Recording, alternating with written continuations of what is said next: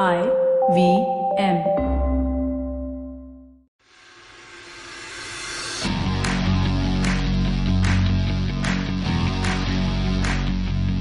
Welcome to episode 70 of the Edges and Sledges Cricket Podcast.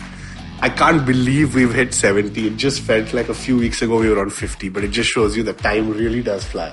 I've got DJ with me in the UK, Ashwin in US, and I'm Varun in Singapore. So this week we have a lot of interesting topics for you. And we're going to start, of course, with the Ashes, but we have also got the India West Indies series going on.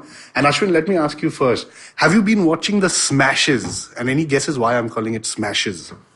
Something to do with Steve Smith? It's basically Steve Smith's Ashes, right? It's the Smith Ashes. Nice. The Smashes. That's a pretty shitty line, but I'll allow it. That's good. You're getting known for just saying whatever DJ and I say on this podcast is terrible or shitty. Does that give you any sort of inkling as to the fact that maybe the content needs to improve a little, or no? Because I DJ think we should just replace him, man. Let's replace this guy. Yeah, DJ and I encourage each other. So yeah, we should analyze the episodes where one of you is missing and see the quality how it increases. But anyway, so we've got the first test of the Ashes going on. It's a cracker of a game right now. We're recording and it's tea time on day 4. Australia made 284 in the first innings. Of course, Steve Smith had an excellent 144 of 219 balls and kind of held that innings together. Very well supported by Peter Siddle, actually, 44. England then came out and put on a total of 300 plus. So they made 374. They did get all out, and we'll go a little bit deeper into that. But Burns scored 133, which was a really good knock after a lot of playing and missing. And now, as the game stands right now, Australia is 356 for 5. Steve Smith again is at 142. And Australia lead by 266 with 5 wickets remaining. So Ashwin, first, let me ask you a little bit about Steve Smith, right? I can't help but think about, 17 months ago when he went through that ban. This is his first test match since. For 17 months, as you're sitting and thinking, will I play, will I not play? And if I play, what is the best outcome for me? And that has to be hit 2 centuries in 2 innings. Yeah, unbelievable. I mean, this is something he would have dreamed of. He would have dreamed of and been thrilled with 1 century and the Ashes in the opener. And honestly, the way it's looking now, Australia lead by 266 on day 4 at T, as you said. It looks like they're going to win. And so to hit 2 centuries in a winning cause for your side in the first Ashes test match at Birmingham, which is considered England's fortress, just absolutely unbelievable. It's worth mentioning, you said he was out of the game for a while, but he stayed in the top 5 of test batsman ranking, even while he was not playing at all. And that just shows you how incredible a run he's had. I mean, he averages over 60. It's just absolutely outstanding. Yeah, in fact, that ranking thing you said really made me realize that he is just very far ahead of the rest if in Test cricket for him to be so highly ranked. DJ, any thoughts on Smith and equally on Warner? Yeah, I mean, Steve Smith, what a test match he's had, 144 and 142. I mean, the emotion, the pent-up emotion that he let go after getting to that 100, it was just incredible. And I found it a bit annoying and a bit shocking, actually, that the crowd at Edgbaston booed him. It was pretty poor from them, I thought. It wasn't a good look on the Edgbaston crowd. Of course, you can understand them supporting the English team, but I thought it was poor. It's somebody who doesn't understand cricket who's actually booed him for that innings from 122 for 8 to bring your team back into the game. Incredible innings. I think one of the greatest innings ever played. I was at the time saying that, Kohli scored 149 here, I think, last year at Edgbaston in the first innings. Also a marquee innings for him, first test match of the series. But Steve Smith, he's pulled his team out from nowhere. Also, worth mentioning the umpiring and the DRS review that he took, right? He was given out, actually, and that England would have been all out for like 130 if that DRS review hadn't been around. So, yeah, incredible innings. And I just feel good for him. I mean, absolute stud move by him. I was just hoping, as I said on Twitter, that he took out a bit of sandpaper and just showed it on his bat after getting that 100. But obviously, he was never going to do that. Yeah, I think that would have been his second PR disaster of his career. The greatest 100 in the history of the game, almost, probably. I think this may be edited out. Yeah, to come out and hit two back-to-back centuries is amazing. And I mean, I was reading some stats. I think he's got over 1,200 runs in the last 10 Ashes innings. In fact, his 144 and 142. And Ashwin, you may know this better than me, but have actually brought down his Ashes average over the last 10 to 12 innings. So that's how kind of remarkable his form has been against England. Yeah, he in the last 6 years, I read he's averaged not just Ashes, but in the last 6 years of Test cricket, he averages over 100 in the first innings of Test matches, and over 60 in totality in his whole career. But I mean, to average over 100 in the first innings of Test matches is just astounding to me. Yeah, it's really incredible. And Ashwin, equally surprising, Warner. I don't think I remember a time where I've had to look at two Warner scores in a Test match, both single digits. Yeah, absolutely. I read some stats somewhere, but it's been a very, very, very long time since he had a dual failure in Test matches. Look, it's not easy, right? Having come from such a long time away, not just obviously the lack of big game practice, etc., as we mentioned, but also just the crowd booing you, the emotion involved, all of that. It's not easy. So it just honestly, Warner's failures almost shed even more of a positive light on how brilliant Steve Smith has been. Absolutely. And DJ, did you see that on TV when he was playing with the crowd and he emptied his pockets to show that there's no sandpaper? Yeah, apparently they were singing a song that, look, he's got sandpaper in his hands, and he emptied his pockets. I thought that was a good look. I mean, yeah. Warner, I think I'm done with sandpaper. I think it's old news. I think we've moved on from there. Australia have moved on from there. And Steve Smith, good for him, he's moved on from there. I think there is redemption, and this is the summer of redemption. First we saw Ben Stokes redeem himself at the World Cup, and now we've seen Steve Smith redeem himself, and Warner had already scored runs at the World Cup. So feel good, I think, for neutrals watching the Ashes. Absolutely. Summer of Redemption, that's a good name. And DJ, let's talk a little bit about Jimmy Anderson. So what happened to him? Do you think the fact that he blocked us actually played a role in his calf injury, or what really went on? He just bowled 4 overs, totally unexpected. Yeah, I mean, I think he's a podcaster as well, so maybe they'd scheduled some show around then. Like right now, I'm playing cricket, right? But I'm doing the show in the middle of the innings after getting out. So maybe he said he needed to do a tail-enders episode or something and went off and didn't really feel like coming back on. He's 37 years old after all. And I mean, it didn't help that Steve Smith is in the form of his life and England can't find a way to get him out. So, maybe his podcasting career is coming in the way of his cricketing career. Are we giving him undue publicity or credit? I think this is what you call unearned media in the marketing world. So I think we are. But I mean, Jimmy Anderson not being there really kind of put pressure on the England bowlers, right? And Stuart Broad, of course, stepped up. He took 5 wickets in the first innings. Chris Wokes, and I just want to talk about him for a second. Ashwin, I think in the last 2 days, I mean, this is going to definitely be the promotional line of the podcast, but I think I kind of have a man crush on Chris Wokes. Like, he just bats well, he bowls well, he took 3 wickets, he made, 37 not out in the second innings. And I was reading a stat actually by the CricViz analyst. It's a little bit convoluted, but it says in Test history, of all the players to take as many wickets at home as Chris Wokes and to make as many runs at home as Chris Wokes, only Imran Khan has a better bowling and batting average than him. That's a pretty insane stat. It is a pretty convoluted stat too, though. Can you imagine pulling that data? It's giving...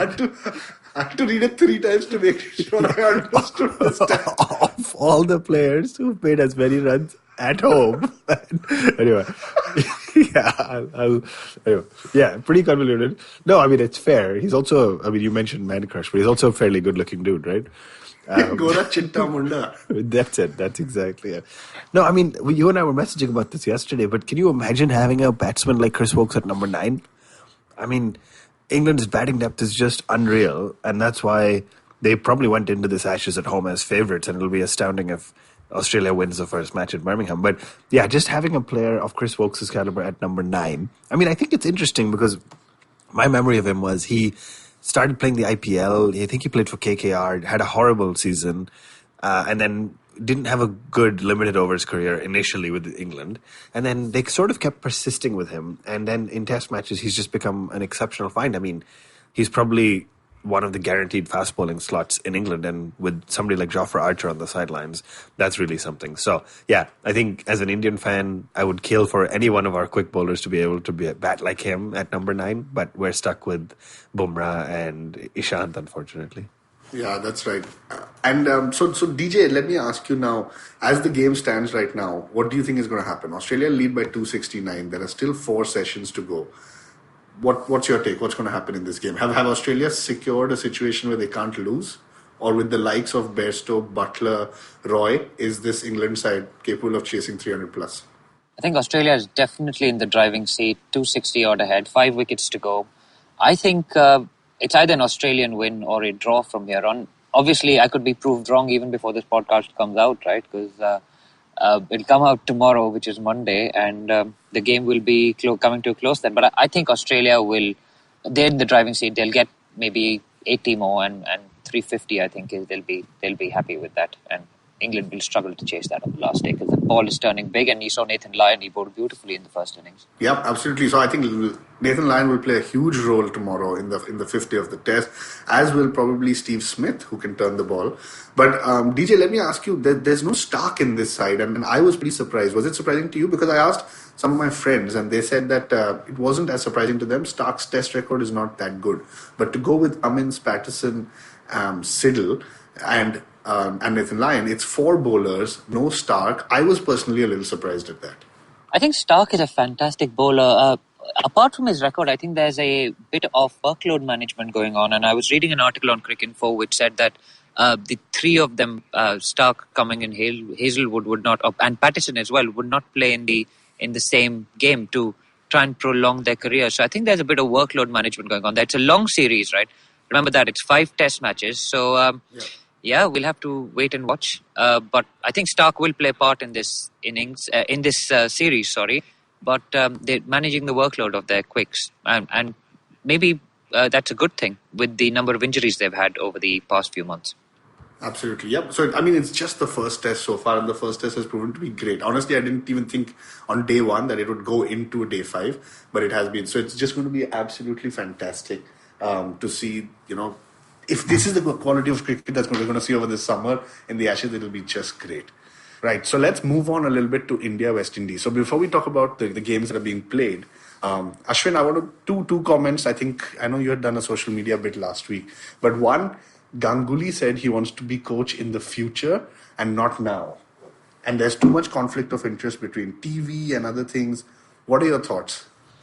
It's interesting because I was having this discussion with someone, but I could actually see him being a decent coach. I mean, maybe we're influenced by the fact that both Ganguly and Ponting are some sort of advisors or some mentors or whatever it's called for Delhi, and they had a pretty good season this time around.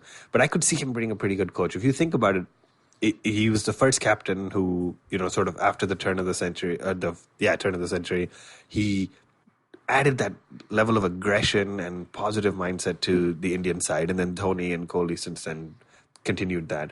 So I could see him being a pretty good coach. I think he could be a solid sort of mental conditioning expert for the skipper, whoever's in charge, and just bring a new energy to the team. So I could see it. I think where we are right now, it's all the latest rumors are saying Shastri is going to just continue coaching, which to me would be disappointing, mostly from a process standpoint. Why would you go through this whole thing if Shastri is just going to continue? But I could see Ganguly being a good coach someday. Interesting, because my personal view is I thought he, at least for now, and rightly so, he said in the future he wants to be coach, but I actually see Ganguly adding more value at the CAB, in the administration, maneuvering the politics, and I see him adding a lot of value there. DJ, your thoughts on Dada?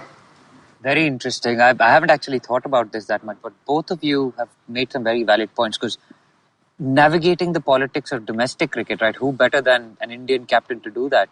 And I think it's a little bit difficult to say as well because Dada's very good at kind of nurturing younger players. Yuvraj, Harbhajan, these guys came through when under his captaincy. So he's very good with someone like Shreyas Iyer at the Delhi Capitals, for example, who benefits from his guidance. But how will he get along with Kohli? Both quite strong personalities. Both have played the game at the highest level. Both have been very successful at the highest level. Obviously, this assumes Kohli will be captain when Dada, and if Dada does become coach. But I think it'll be a little bit difficult for a personality like Dada and Kohli to get along. If they can get along for Indian cricket, nothing like it, right? But I think you're right that I'd see Dada more in the administration than in the coaching staff of the Indian team.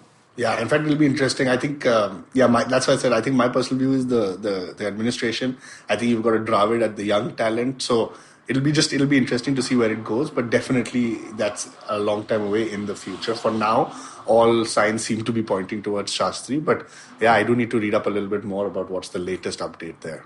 Right. And DJ, I'm going to ask you also this next one. Kohli clarifies the rift with Rohit Sharma. I think he came out and said, the media has created this. Everything is fine in the dressing room. You should see the way the boys behave around each other. So what is your take on that? I think Kohli's been listening to Ashwin on this podcast far too much. It was such a bland answer, but he was fairly disgusted with the media, right? What's basically happened is we've had 2-3 weeks between the World Cup and the next series. And the media has just cooked all this stuff up, and these social media rumors have been going around that this person has unfollowed this. I mean, it's good fun for us, right? I mean, we chat about it on our podcast in a light-hearted way, but I mean, for him to have to address it in a formal press conference before leaving for an official tour, frankly, it's quite ridiculous if you think about it, that he has to actually address these rumors, right? I mean, he's batted so much with Rohit. They both bat very well together. They're the biggest performers for the Indian team, captain and vice captain of the team. And I mean, as he said, he's praised Rohit at every opportunity he's got. And he actually says Rohit Sharma is a better batsman than I am, and he's got more talent than I am. I mean, and he says as well, I think he said in that conference that if I don't like someone, you'll see it on my face. And Kohli wears his heart on his sleeve. So if we didn't like Rohit, we would have known about it. But I mean, the media is known for doing this. It's all unconfirmed sources and social media rumors and stuff. I mean, they had to fill the time until the West Indies series started, and MS Dhoni had gone off the boil, right? That story had got old, so needed something new, basically. Yeah, I agree. And actually, there was no good Bollywood movies also out in the last 2-3 weeks. So imagine for India to not have a good movie out or cricket, you have to cook up some story. Do you think they'll make a movie eventually about the Rohit Kohli scandal, the rift? Diwar Part 2. Diwar Part 2. फिर से दीवार. Oh, dude, great. मेरे पास cover drive है, hook shot है. तुम्हारे पास क्या है? मेरे पास flick. I was going to say मेरे पास Anushka है, but yeah, yours is probably more politically correct. Right? Oh man, talking about that, dude. I sent you that article, remember? About how, in 2013, that Kohli was seen with a unnamed girl called Ritika, who's now Rohit's wife. Dude, this is just adding. Yeah, why are we discussing this? Why are we part of the problem? Like I said, there's been no good Bollywood movie coming out, so that's part of the reason. No, but this came out in 2013. The media has been after these guys since 2013. That Kohli was seen with this unnamed girl called Ritika, and who later obviously became Rohit's wife. So, I mean, shocking. It's not a new thing. It's been going on for a long time, man, this stuff. She was a sports manager, and I'm pretty sure this started in 2013 because in Sachin's farewell dinner, Sachin said the two future cricketers of India are sitting in this room, Kohli and Rohit Sharma. So I have a feeling that's why it probably started or dated back till then. Anyway, moving on. The last piece of news I wanted to discuss, Ashwin, I'm going to ask you. I'm reading a headline right now that says, Prithvi Shaw out in the cold for having cough syrup. It's pretty scary, man. Cough syrup, I thought, is just taken like to make you sleep well. It makes me very drowsy. So I don't know what Prithvi Shaw was doing. But inadvertently, he ingested terbutaline, if that's how you pronounce it, which is a prohibited drug on the World Anti-Doping Agency. What are your thoughts? Yeah, first off, that's a great headline. And DJ and I were discussing good headlines last week on the show. So for all their issues, the media has done a pretty good job with some fun, catchy headlines. I think my favorite one that DJ mentioned on last week's show was A.B. Delirious as Mrs. De Villiers delivers baby De Villiers or something ridiculous. Okay, we're going to keep going. Yeah, look, nothing much to say about Shaw. What I thought was interesting is, I mean, at this level, when you're an international cricketer, and for somebody like him, who we talked about on the show, has been preparing for this since he was 12, you have to just be more careful. And it's not an issue that he actually took that cough syrup. It's an issue that he didn't declare it. He could have easily just declared that, hey, because of this illness, I'm taking this medication, and there would have been no problems. So it's just silly.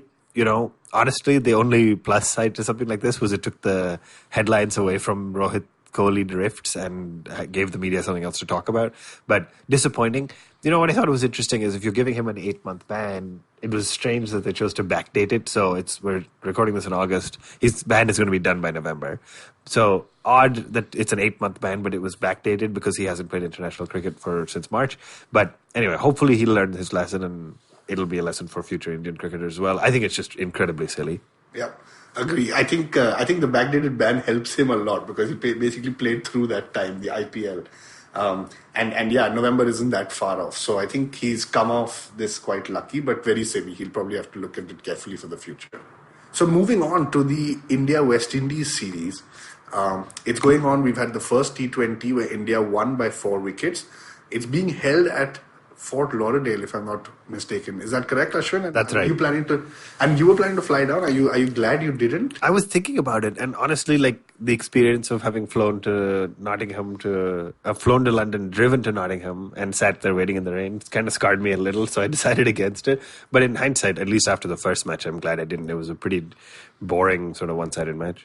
Yeah, so let's talk about the game. So India's team, the top 3 were pretty standard: Rohit Sharma, Dhawan, and Kohli. Pant, of course, was expected to play, but India seemed to be fixated on playing him at number 4, whether it's an ODI or a T20. But anyway, Pant was number 4. You then had Manish Pandey, who I think was a welcome surprise. I was definitely expecting one out of Pandey and Iyer to play.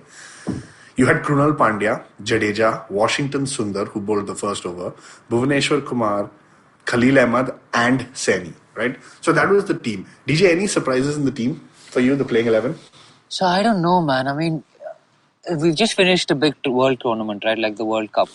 And planning for that goes on for 4 years. The World T20 is coming next year. I'd be shocked and amazed if this was the team that played the first game of the World T20. You've got Washington Sundar, you've got Krunal Pandya, you've got Jadeja playing in the same team.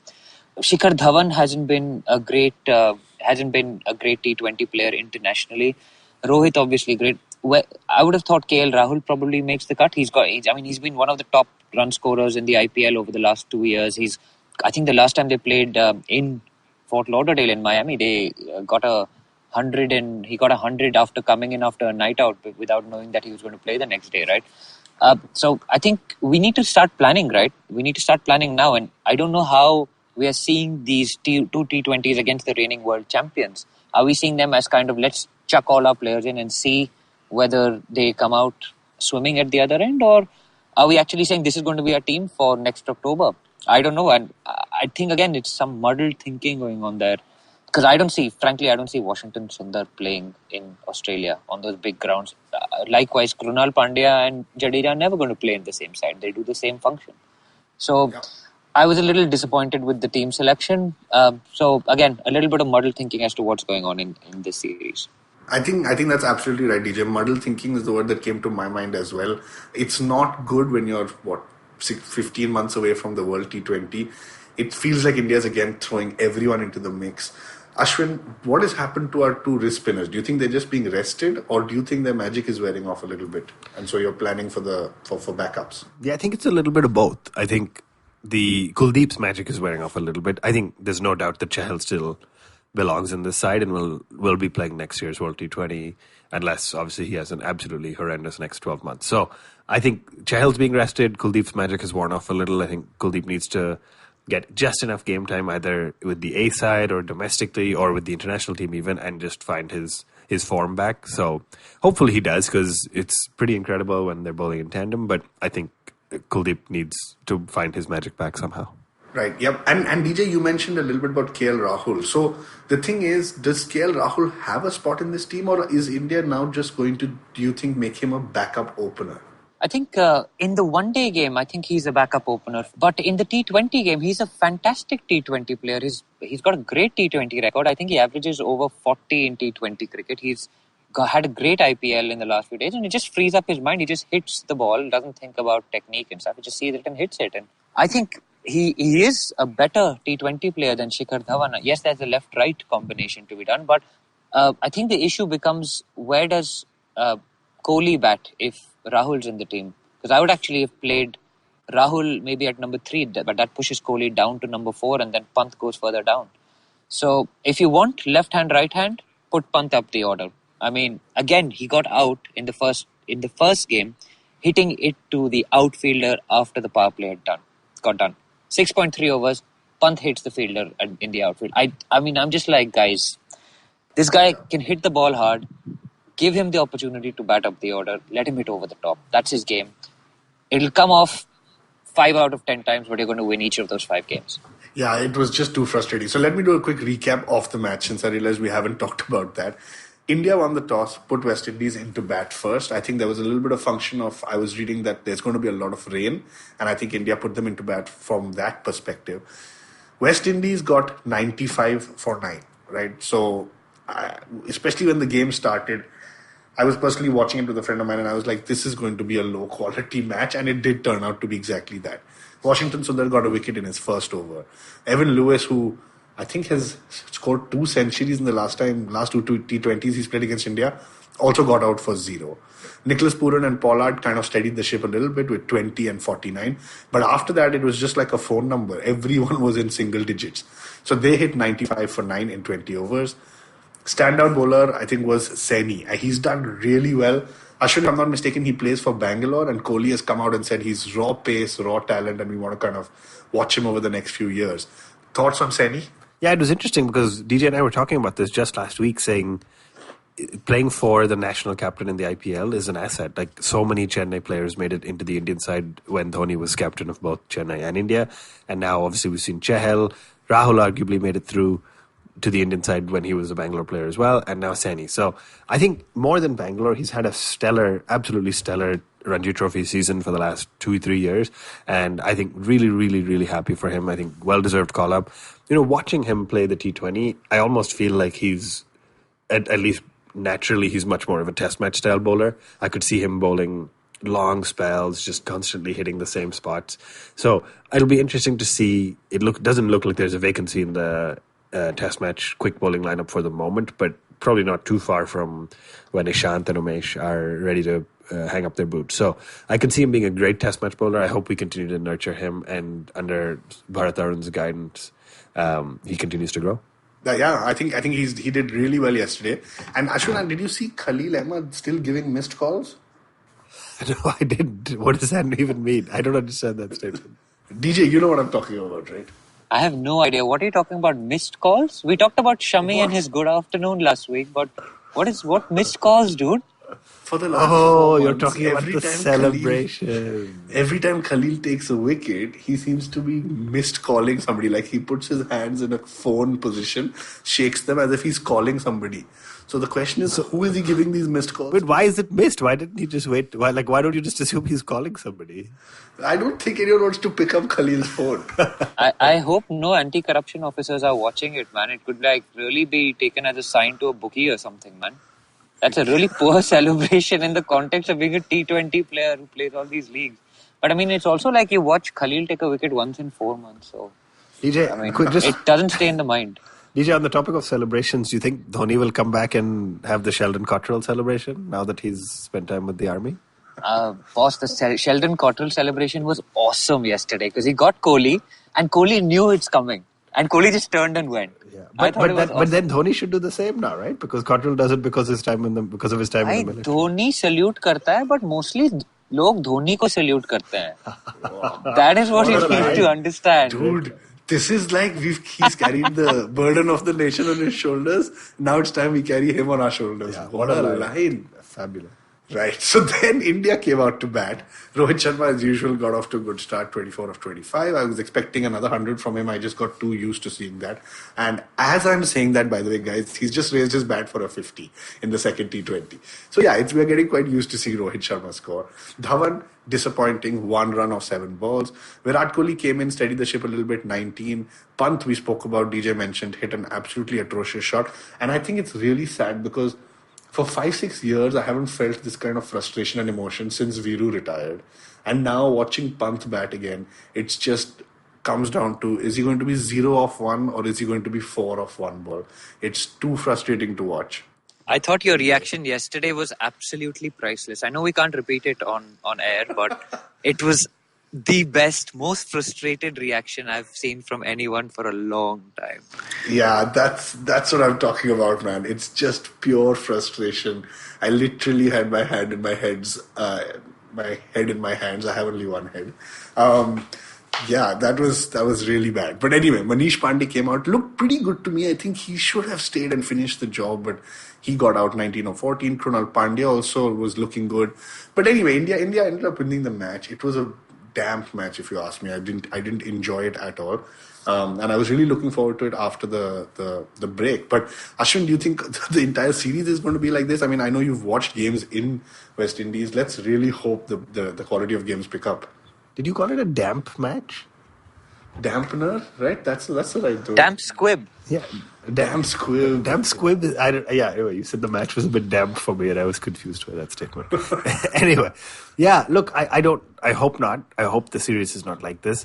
I don't think it will be, to be honest, because West Indies in test matches are absolutely a different level. And that's interesting to say because that probably wasn't the case even a year ago. But now they're quick bowlers. I mean, even when Holder comes back, he brings something different to the side. So, and also worth noting, they've been using the Duke, whatever it's called, in the West Indies for a few years now. And I just think red ball cricket in the West Indies will be very, very exciting with the kind of quick bowlers they have now. So, and of course with India's quick bowlers too. So I'm hopeful that it's better. I think the T20s, they started with the T20s for a reason, just kind of warm it up a little bit. I think it's a good initiative. As somebody who lives in North America, it's a good initiative that they're bringing cricket to Florida continuously. The crowds that showed up are pretty good. I know people have flown from all over the US and Canada to go watch it. So it's good.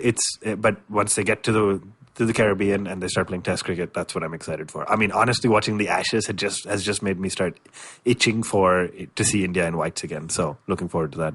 Absolutely. And talking of North America and cricket, Ashwin, any updates on the Canada League? I know Yuvraj Singh hit 51 for Toronto, but it was in a losing cause. I haven't followed it, to be honest. Yeah, I mean, I watched the games on and off. It's interesting. I mean, players like Narayan have left their sides now to obviously go play for the country. So it continues to be a fun tournament. I think just by way of quick update, the Brampton Wolves team that's led by Colin Munro is undefeated so far, so 8 points from 4 games, while Toronto, which again I've claimed is my home city, led by Yuvraj, is languishing at the bottom with just the 1 win from 4 games, even though I think the highlight for them has been the fact that Yuvraj has found some form. He made 51 of 22 balls just yesterday, and so people are very excited about that. Some big hitting, really big scores, continuously seeing scores of 200 plus being posted and chased down. So good tournament, good fun, and we'll see where it goes from here. Yeah, and are people in North America talking about cricket? There's a lot of cricket happening right now.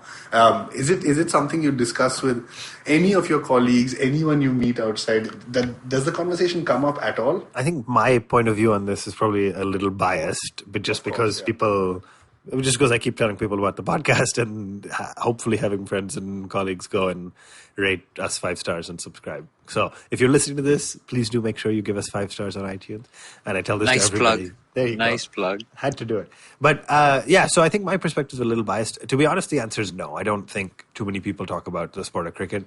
There was definitely more coverage internationally given the insane World Cup final we had. So that day in the office and just generally I had people asking me about it and talking about it, but not really since the GT20. I think the GT20 is mostly serving the crowds in and around Toronto, and that's a pretty good population to serve. Awesome. Okay, cool. So yeah, for all the North American fans, the second T20 is going on as we record. It's on Sunday night. The third is on Tuesday, 6th August. And then we're going to get straight into the ODIs. So we're going to cover the last T20 and the first ODI in our next podcast. In the meantime, keep writing in, keep tweeting us. We'd love to hear from you. And the only way we grow is if you continue to share our podcast with your friends. So please keep doing that. And we'll be back next week with another episode.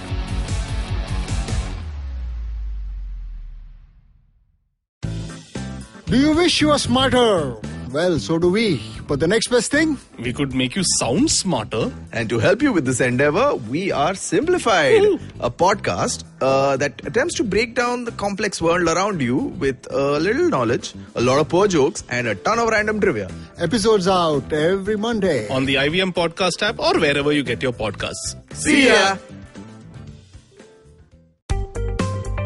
Hi, my name is Anupam Gupta. I'm B50 on Twitter. I am the host of Paisa Vaisa, a show that talks money On my show, I speak to experts from every field of money and finance, from stock markets, equities, debt funds, credit cards, life insurance, every possible area of money and finance that you can think of. We even did an episode on cryptocurrency. I've got fantastic guests from mutual funds to personal finance experts everywhere. Robo-advisory, startups, just name it, we've got it. At Paisa, we help you make smart decisions about money. You work hard for money. Now make your money work hard for you. New episodes out every Monday, and you can listen to my show on the IVM Podcast app or any other podcasting app that you have.